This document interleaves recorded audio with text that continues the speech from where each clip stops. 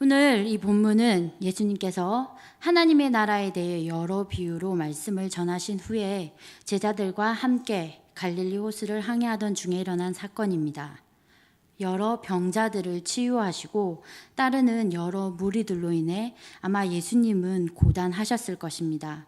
이에 예수님은 잠시 눈을 붙이시고 함께 하던 제자들은 능숙하게 배를 몰고 갔습니다. 그런데 이렇게 항해하던 중간에 문제가 생겼습니다. 악명 높은 갈릴리 호수에 광풍이 갑자기 불어온 것입니다. 갈릴리 호수는 평소에도 강하고 급한 폭풍이 빈번하게 일어나는 곳으로 특히 예수님을 따르던 제자 중 최소 4명은 이 갈릴리 호수를 주 무대로 활약했던 전문직 어부 출신이었습니다. 이들 역시 어부로 살아가면서 이 갈릴리 호수에 있는 광풍의 악명을 들어서 잘 알고 있을 터였습니다. 또 그 중에는 직접 광풍을 경험해 본 제자가 있었을 수도 있을 것이고 혹은 그들 지인 중에 누군가는 광풍에 휩쓸려 죽었거나 다쳤을 수도 있었을 것입니다. 제자 자신 혹은 지인뿐만 아니더라도 이 광풍으로 인한 피해는 갈릴리 호수에서 물고기를 잡는 모든 어부들에게 말 그대로 천재지변이었을 것입니다. 오늘 37절을 살펴보면 큰 광풍이 일어나며 물결이 부딪혀 배에 들어와 배에 가득하게 되었더라고 하고 있습니다. 가버나움에서 떠난 지 얼마 안 돼서 갑자기 만나게 된 큰 광풍. 큰 광풍이란 아주 거센 폭풍으로 큰 물결을 일으킵니다. 이럴 때 작은 배를 타고 있는 사람은 금방이라도 배가 뒤집힐 것 같은 위기감을 느끼게 될 것입니다. 그런데 이런 일이 예수님과 제자들이 항해하던 도중에 일어난 것입니다. 마침 큰 물결이 예수님과 제자들이 탄 배를 덮치고 그 배 안에 물이 가득하였습니다. 제자들은 금방이라도 배가 뒤집힐 것 같은 아주 위태로운 지경에 처하게 되었습니다. 이제 우리가 죽게 되었다고 생각했을 것입니다. 이러한 절박한 상황에 예수님은 여전히 고물에서 베개를 베고 주무시고 계십니다. 그런 모습을 보고 제자들은 예수님을 깨워 죽을 상황에 처한 자신들을 돌보지 않음을 성토하고 있습니다.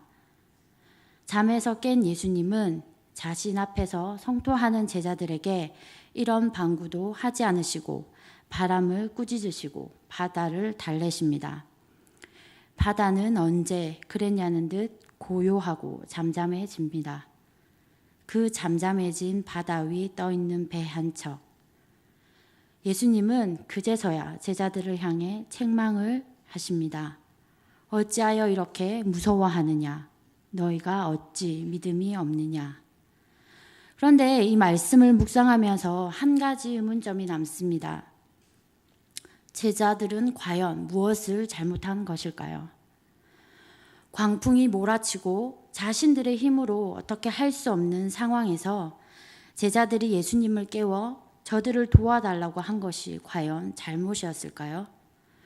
어찌됐건 본문에서 예수님은 제자들을 향해 꾸짖고 계십니다. 믿음이 없음을 꾸짖으시고 무서워함을 꾸짖고 계십니다. 어찌할 수 없어 예수님의 도움을 구하는 것이 왜 믿음이 없는 것인지 조금은 의아할 수 있는 말씀입니다. 일단 이 말씀의 이해를 돕기 위해 이 이야기를 우리의 삶으로 한번 가져와 보겠습니다. 제자들이 광풍에 대한 두려움을 가지고 있었던 것처럼 예수님을 만나기 전 우리도 세상의 여러 풍파를 경험하며 그게 어떤 것이든 그것에 대한 두려움을 가지고 있었습니다. 그러다 예수님을 만나게 되었고 우리는 예수님의 제자, 하나님의 자녀가 되었습니다. 예수님과 함께하는 삶은 즐거웠습니다. 제자들이 그랬던 것처럼 말이죠. 예수님께서는 내 삶에 섭리하시며 나에게 날마다 새로운 간증들로 채워주고 계십니다. 그렇게 즐거운 신앙생활이 이어지다가 본문에서 제자들이 광풍을 만난 것처럼 예수님을 알기 전 나를 힘들게 했던 문제 앞에 우리는 또다시 마주하게 되었습니다. 과거 나를 괴롭히던 그 두려움이 어김없이 또 나의 마음을 가득 채우게 됩니다. 그리고 제자들처럼 절박한 심정으로 예수님께 나가서 예수님이 도와주시지 않으시면 죽을 것 같아요 라고 소리치며 기도하는 것이 우리의 모습이기도 합니다. 그런 우리에게 예수님께서 왜 무서워하느냐, 왜 믿음이 없느냐라고 하시면 여기 계신 여러분들은 무엇라 대답하실 수 있으시겠습니까? 이 질문에 대답하기 위해서는 먼저 두려움에 대해 한번 생각해 보려 합니다. 두려움은 어디서 오는 것입니까? 두려움은 극복할 수 없는 무엇인가를 만났을 때 부정적인 결과를 예상하는 데서 옵니다.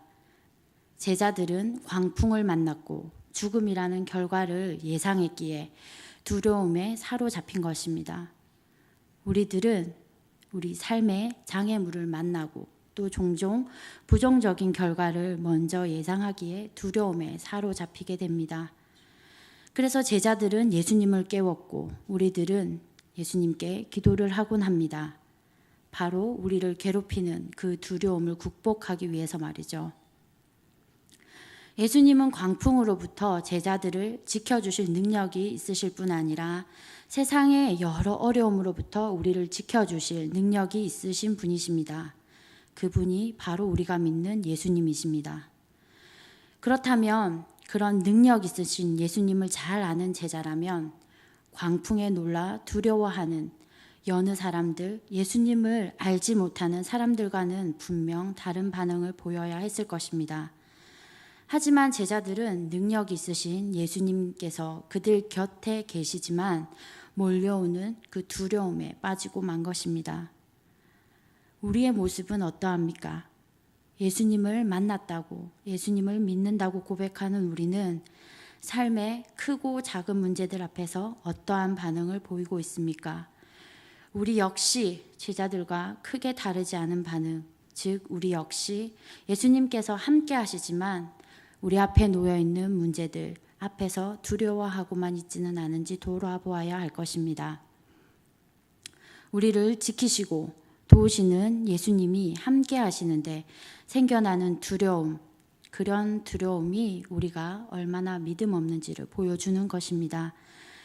시편 23편 기자는 이렇게 노래합니다. 내가 사망의 음침한 골짜기를 다닐지라도 해를 두려워하지 않는 것은 주께서 나와 함께 하심이라. 사망의 음침한 골짜기를 다닐지라도 주께서 함께 하시기에 두려워하지 않는 것, 이것이 바로 시편 기자의 믿음입니다. 또 시편 4편 4절에서 다윗은 곤란 중에 하나님을 신뢰하고 기도하면서 내가 평안히 눕고 자기도 하리니 나를 안전히 거하게 하시는 이는 오직 여호와이시니라라고 고백하고 있습니다. 하지만 제자들에게는 이러한 믿음이 없었던 것 같습니다. 예수님이 함께 계시는데 이깟 광풍이 우리를 해할 리 없다는 바로 그 믿음이 없었습니다. 그래서 두려움에 사로잡혔고 예수님께 무서워 죽겠으니 살려달라고 매달립니다. 그런 제자들에게 예수님은 왜 무서워하느냐, 왜 믿음이 없느냐라고 말씀하신 것입니다. 복음서에는 메시아로 이 땅에 오신 예수님을 깨닫지 못하는 제자들에게 예수님께서 책망하시는 여러 장면이 등장합니다. 오늘 본문 역시 그들을 구원하시기 위해 이 땅에 오신 메시아 예수 그리스도를 가까이에서 보고 함께하지만 그분이 진정 누구인지 제대로 깨닫지 못하는 제자들을 향해 예수님께서는 책망하고 계신 하나의 사건입니다. 병자를 치유하시고 하나님의 나라를 비유로 가르치시는 예수님, 그분을 따르고 그분 곁에 있지만 그분이 누구신지 제대로 깨닫지 못했던 것입니다. 하지만 바람을 꾸짖으시고 바다를 달래시며 잠잠케 하시는 예수님, 그 광풍 속에서 그들을 지키시는 예수님을 경험한 제자들은 이제 예수님이 누구신지 그분의 본질에 대해 진지한 관심을 가지게 되었습니다.